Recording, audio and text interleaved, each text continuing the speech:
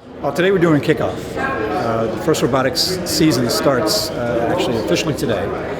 We give the students a chance to understand what the game for the year is going to be, because the game changes every year. That means they've got to build a new robot to play that game every year. And today they find out what the game will be for the season.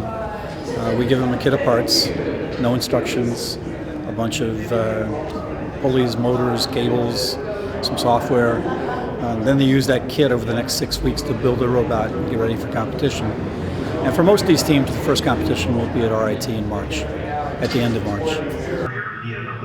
So what you see here is the kickoff for the 2015 first competition, and physically what we have behind us are examples of some of the playing pieces that the students will be interacting with when they build their robots and come to RITs for the competition in March.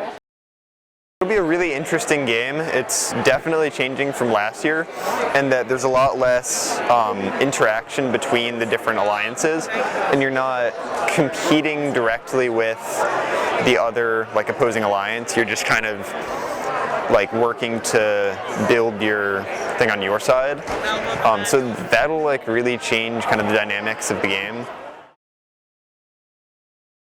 And now, the moment you've been waiting for. The 2015 first robotics competition game, Recycle Rush.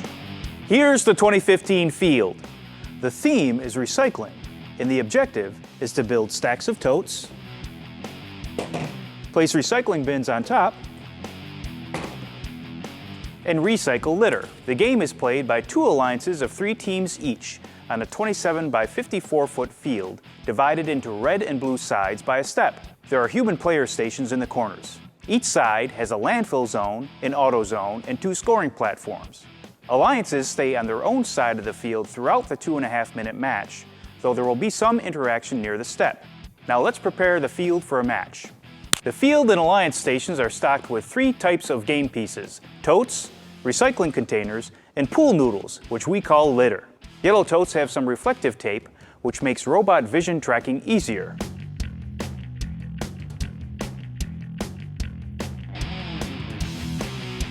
Robots start anywhere on their side of the field, but not in the landfill zone or auto zone.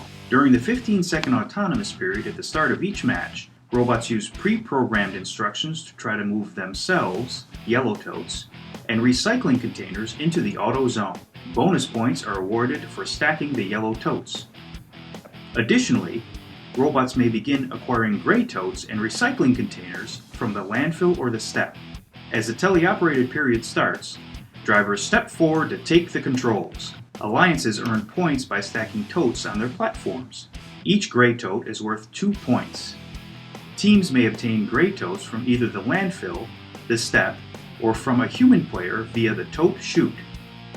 Recycling containers on top of scored totes are worth 4 points per level. Robots may obtain litter from the human player via the litter chute. Litter in a scored recycling container is worth 6 points.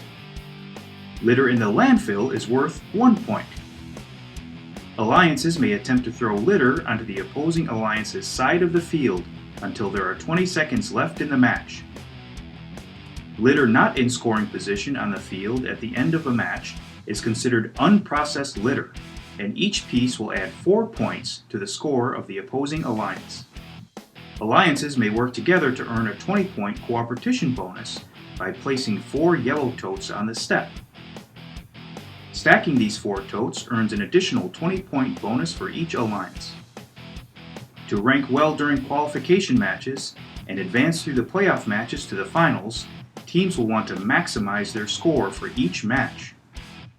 Except for the final matches, winners of individual matches will not be declared, as this has no direct bearing on tournament performance in Recycle Rush. Of course, robots will need to be built robustly to avoid damage from falling game pieces. That was a great match. We can't wait to see your creative strategies. Have fun with Recycle Rush and good luck.